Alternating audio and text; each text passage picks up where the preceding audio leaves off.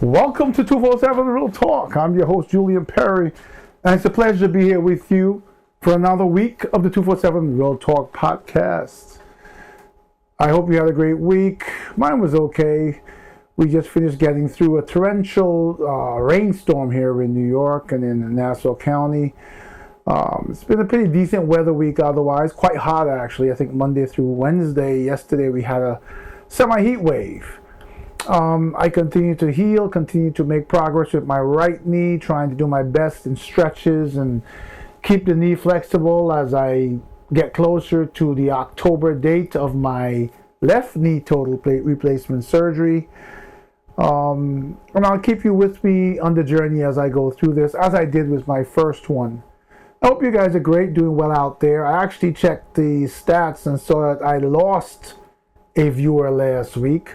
Now, people lose views for many reasons, right? People decide they're no longer online. People shut down accounts or whatever. But what I'm not seeing is the benefit of what we need to do, and that's grow the community. So I'm hoping that you get a chance this week, and each time you listen to my podcast, to share it with someone new, and hopefully they subscribe. As I always tell you, the number of viewers or the number of views never matches the numbers of subscribers, right? So tens of thousands of views, but they never translate into people who want to join the conversation. So I'm thankful for you who constantly reach out to me, who make 247 Real Talk podcast an integral part of your lives every week. It is Thursday, July 31st, the last day of the month. I usually record on Fridays, as you know. On Wednesdays, as you know, but this week again I'm late. I had a horrible work week, and sort of leading into my conversation again, because we're going to talk a little bit again about self-care and how we navigate this world that we're living in today and the challenges we face. We're going to talk more about that because my episodes for the last 2 weeks resulted in a lot of people reaching out to me and asking me to continue the conversation and keep it up, because in one way or the other it helps them or someone else. So sit back, relax, and I'll be right back.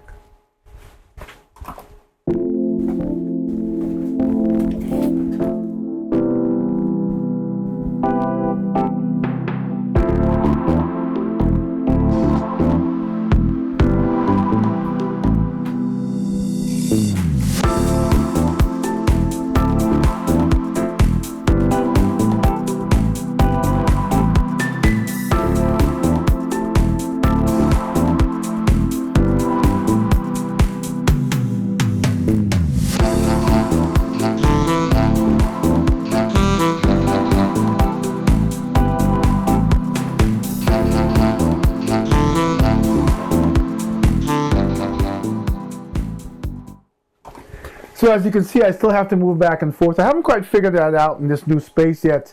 In my previous studio, I would talk to you like this, and I was behind the desk with the controls at my hands. So it was easier. They're on my side now, and I may keep them there. You might just have to get used to me pivoting for a moment. I think it works best in this space that I edit and I record in.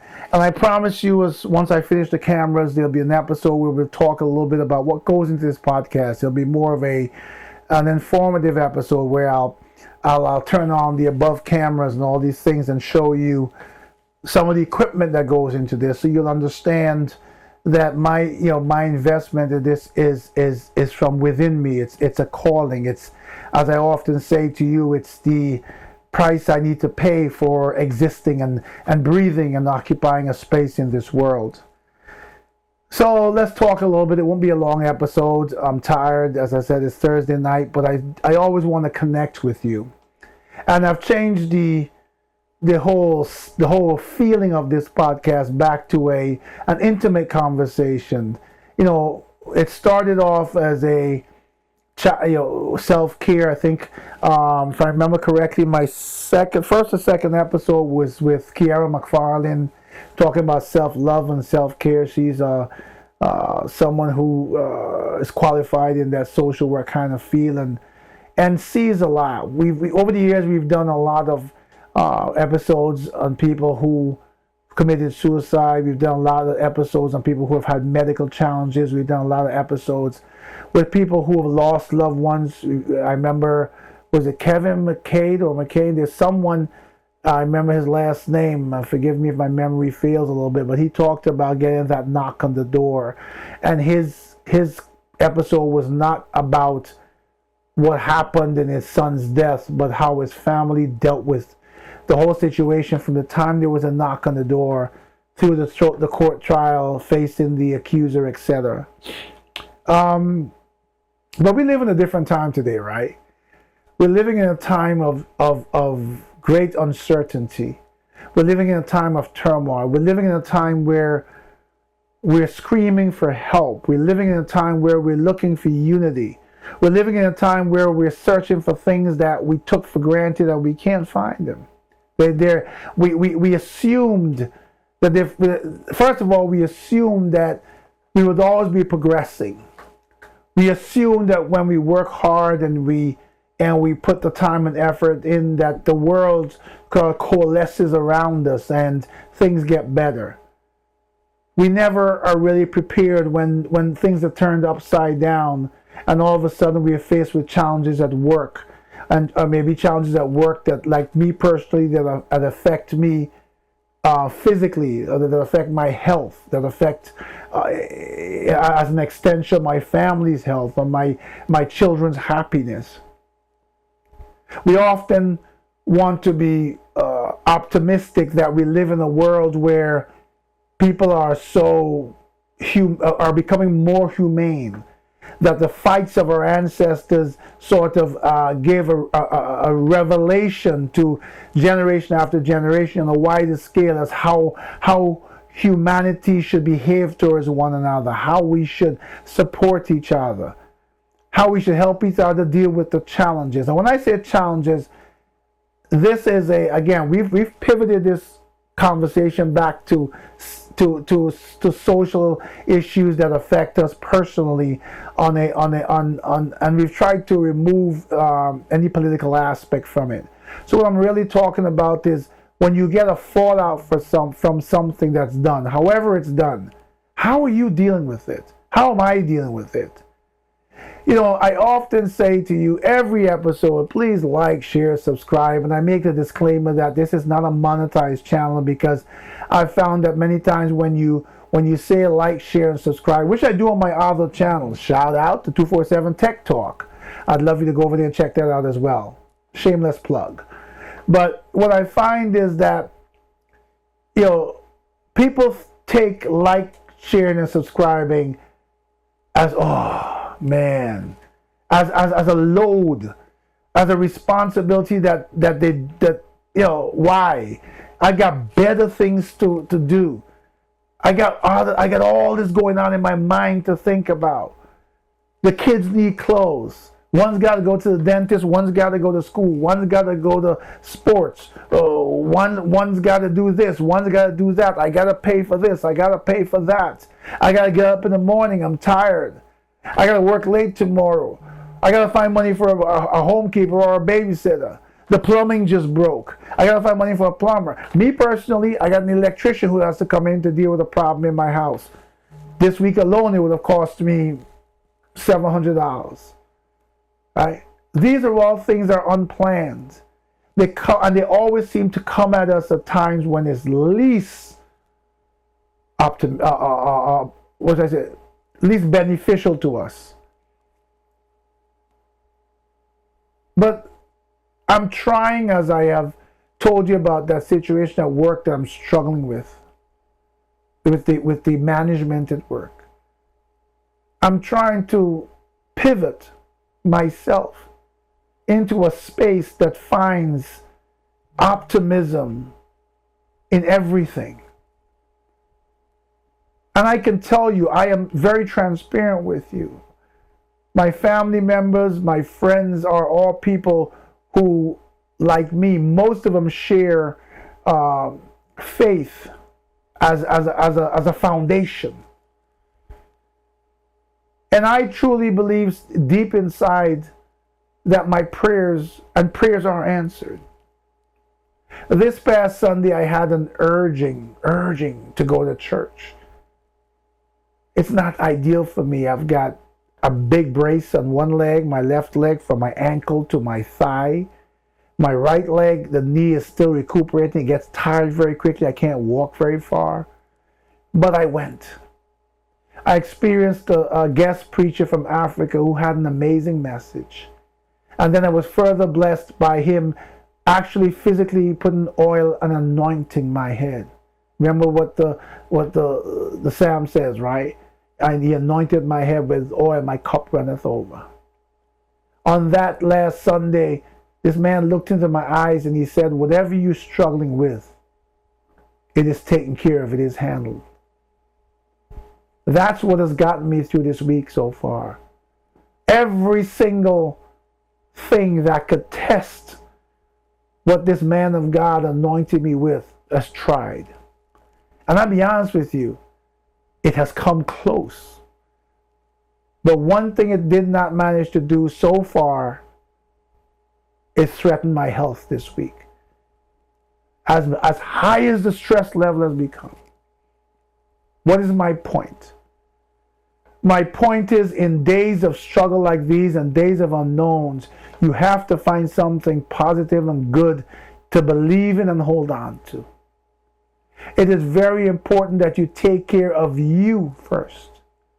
I am often one who thinks of life as sacrificing for my family. I am a DIYer. I can build and fix just about anything, and I've spent hundreds of hours by now since we bought this home, for instance. This office you see, I built. This studio, I built it. In pain, in struggle. I've created, hopefully, a home out of a house. And I've learned something. I don't regret anything I've done, but one of the prices as I have paid is the toll it has taken on my body. And that's a sacrifice I'm willing to make, but where does the buck stop for you? I refuse to let people who are power, who have a choice between being humane and being caring and still getting the job done at my job, push me to a level where they take my life.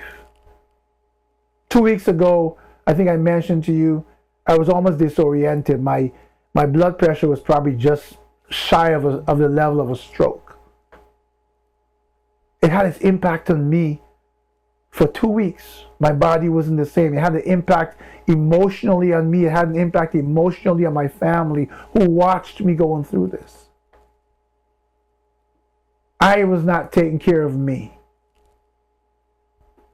When I went to church on Sunday, the surprise I got was the anointing. That's me. I am grounded in who I am and whose I am. And even in the times of most trouble, in the times of most struggle, I hold on to that. It is what I have that keeps me going. So what I'm asking you today as I listen to friends who are going through health challenges. I told you about my friend and my church sister who never smoked a day in her life, always lived healthy, felt a pain under her left rib cage, she said, went to the doctor, stage 4 lung cancer. Life gives us challenges. The quality of the life we have when we're here depends on not only how we take care of ourselves first, but second of all, and do not forget this, how we take care of each other.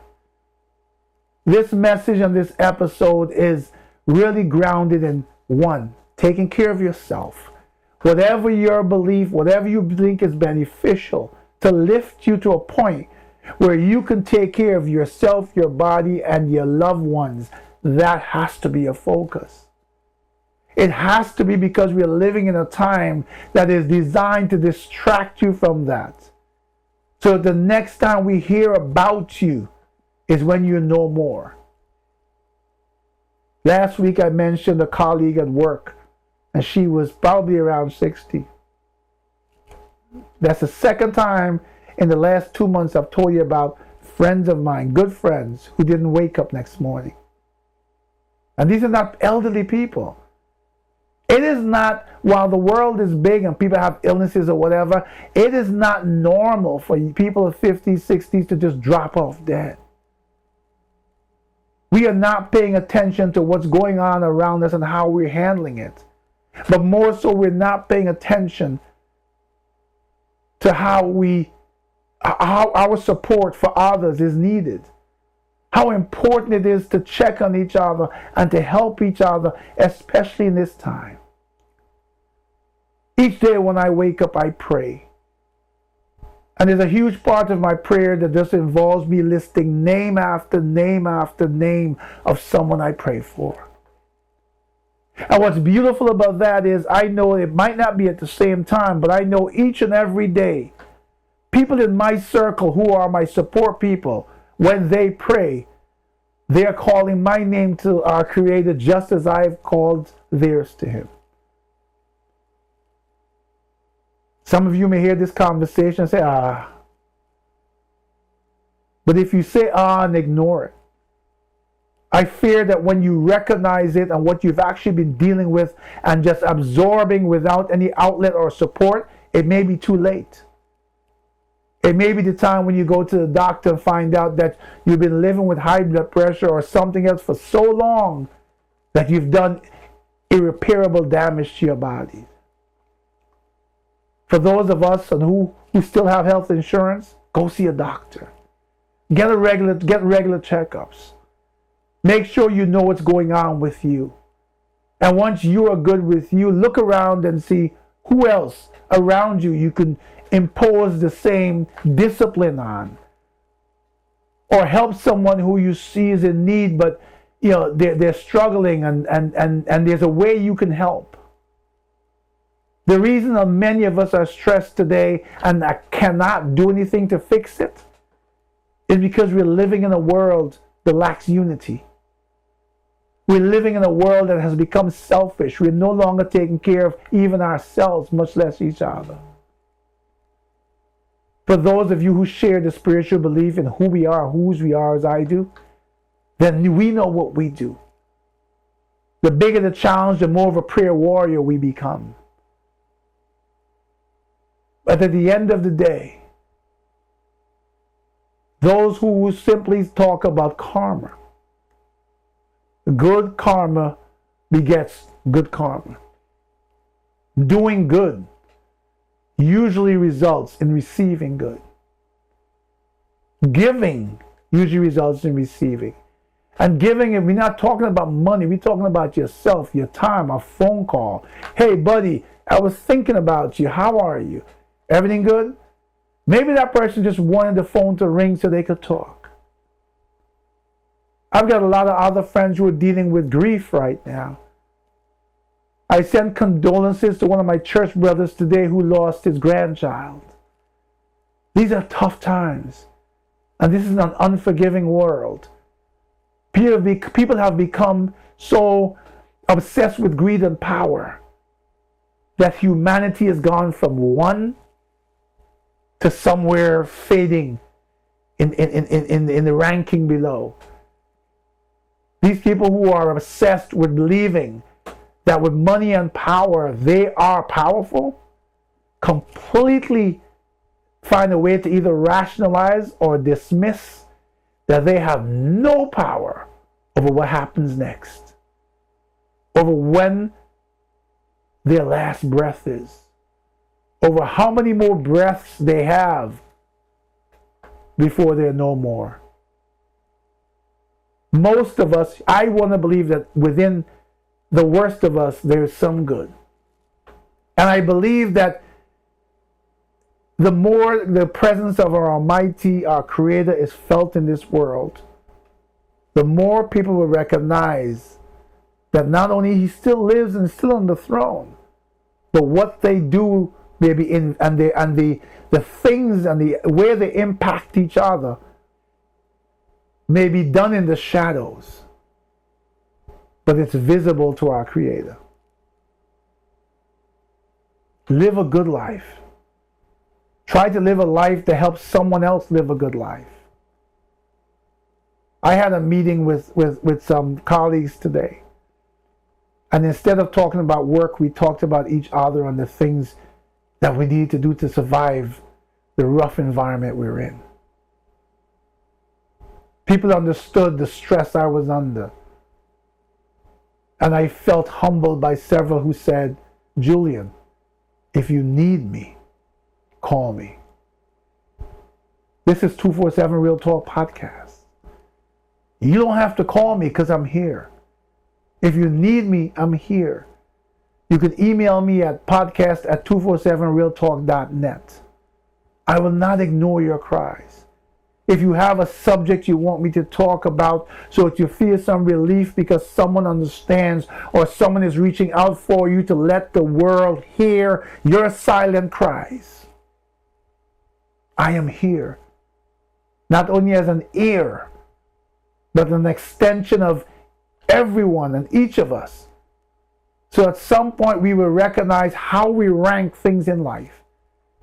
And the fact that unity and supporting each other can be so powerful that we can once again control how we live our lives and the joy and happiness we feel when we wake up each and every day, no matter what's going on in the world around us. 247 Real Talk Podcast is here. Julian Perry is here. My loyal listeners who communicate with me all the time know I'm here. When I wanted to give up about 4 weeks ago because I felt that it was falling on deaf ears, you let me know you are there and you are here. We need each other in a time when everything around us is crumbling. Stand up. Take care of yourselves. Stand up for each other. When you see injustice, become a part of unity to fight that injustice the right way. And by the right way, there are many things we need to unite and discuss that we can do. But the one thing that we don't need each other for, because we can do it by ourselves, but we can do it for each other, for those who believe, is pray. My dear departed mother always said, God answers prayers. And each and every day, when I sit in front of my computer and I feel the stress crumbling down on my head, I remember that whisper of my Father's voice in my ear. He says, son, remember, at the hardest moment, stop and simply say, be still and know that I'm God. Until the next time, please take care of yourselves and each other.